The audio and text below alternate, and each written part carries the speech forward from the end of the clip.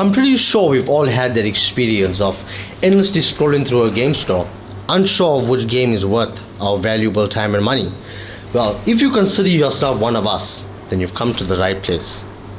I am Uthapen Dragon, and this is One Up, a channel that provides you with a little bit of pros, cons, and gameplay in order to give you valuable insight into games that you might actually enjoy. Today we are going to be talking about Mortal Shell. Now, just to let you guys know, I was actually very excited to do this one because I truly feel as if Mortal Shell is being slept on.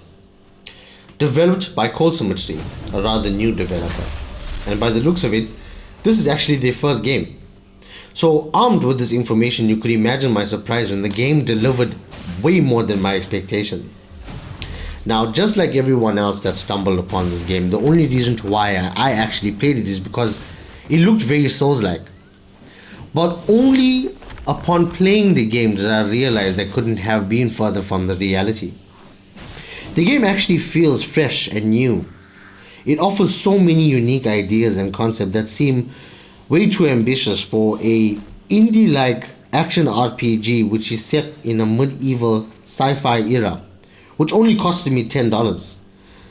So without issuing too much of spoilers and approximately 2.5 hours of gameplay that I got from the beginning of the game, let's get into it. Well, if not entirely Souls-like, what is it about?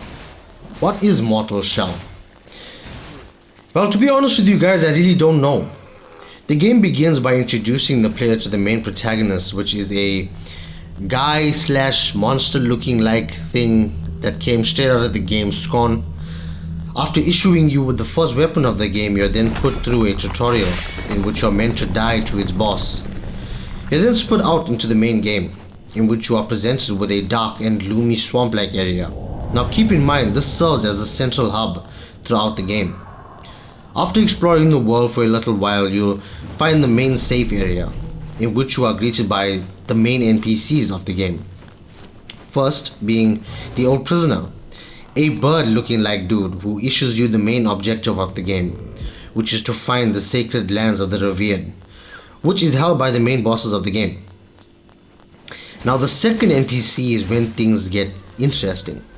Sister Ganessa provides the player with the ability to upgrade the shell using the game's currency, tar and glimpses. Now, unlike other games that have the player designing a character or build for what seems like hours on end, might I add, because truthfully we all wanted our character to be the most handsome, that the player was then stuck with throughout the entirety of that playthrough, which actually left you with a feeling of stress and dread, because I'm pretty sure that we all remember creating our first character and build in a Souls-like game, and yeah, those are fun times. Mortal Shell completely abandons this concept by providing the player with 4 interchangeable shells that have their own unique abilities. These shells will assist you in different ways in different areas of the game, which actually left you with a certain freedom to explore each shell's abilities and usefulness in-game without having to go through the trouble of making a new game plus to try each of them out. Along with these 4 character builds, the game also provided you with 5 unique weapons. Now before you judge saying that this seems kind of bland just having 5 weapons, hear me out. 4 of which are melee and 1 being long ranged. Now what really caught my attention with these weapons is that I didn't have to worry about building a specific stat tree in order to wield these weapons, making them all usable and interchangeable throughout the game. These 5 weapons are also extremely satisfying to use, each of which have their own unique moveset, along with the special ability you get by upgrading them. Each of these weapons contribute to making the combat of the game feel like a different encounter depending on what weapon you chose. Now about combat, the game does not issue you with shields, but instead integrates its very own mechanic, hardening. Hardening allows the players to access a stone-like form which until hit renders the player impervious to all kinds of damage. Now what's interesting about hardening is that it can be used in different ways, not only defensively. Hardening can be activated mid-air, mid-roll and mid-attack, not only allowing more aggressive plays and cooler looking movie-like scenes, but allows the player to make more forgiving mistakes. It can be activated after a failed parry, for an example. Parrying, which is performed in this game using a tarnished seal that you receive in the beginning of the game from Birdman, which is surprisingly satisfying and relatively easy to perform. Now that I mentioned forgiving, which this game is, death in this game feels earned, if you know what I mean, and came with a relatively cool system. Basically, you had 2 lives. The first time you died, the foundling would be knocked out of the shell, giving you a brief period in which you could run back and reclaim your shell, because while you were in foundling form, you were 1 hit. All of this paired with a truly unique and effective dodge roll makes the combat in this game so satisfying and relatively beginner friendly, as if it were designed to cater for the new Souls-like players. Especially in the boss fights, you won't find yourself hitching a 3-month wall or a 10-mile hike back to the boss arena. The combat controls really feel responsive and on point, making your journey through the game's different areas really exciting and less of a repetitive slog. Which brings us to the world's design. This game has really surprising graphics. The world feels active, displaying swaying trees and grass, which truly surprised me to find a game of this caliber keep the graphics on par with the gameplay. Usually it's either or. But because of this, certain areas of this semi-open world feel extraordinary and engaging. Given all this greatness, what are the cons? What could possibly be wrong with this game? Even though none of them are game-changing, there are a few. First off, the healing system in this game is actual dog ass.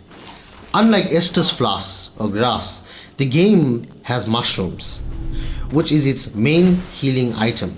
It can be found on the ground, but it is rather scarce in the beginning of the game.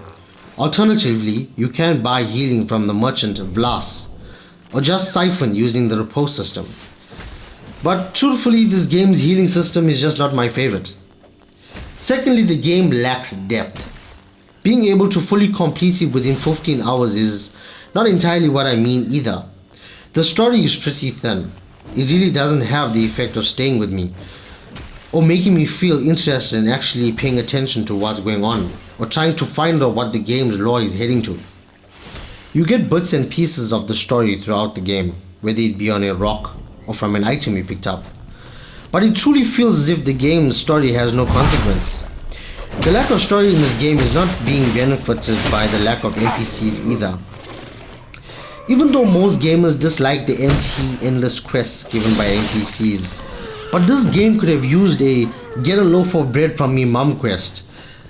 Because whether we like to admit it or not, the game's NPCs actually add character and depth to that game, which this game sadly needed. Last but not least, the game's traveling system needs some serious work. All of the game's different levels can be accessed from the main hub area using a very confusing tunnel system. Although relatively unique, it still took me a while of getting used to, given that I am a From Software veteran. And that point is going to bring me to the end of this game review. I've given you my opinion on why I strongly recommend you playing Mortal Shell. Give it a try. It really might surprise you. I am hoping for a sequel of this game, hopefully with a little bit of polish and content.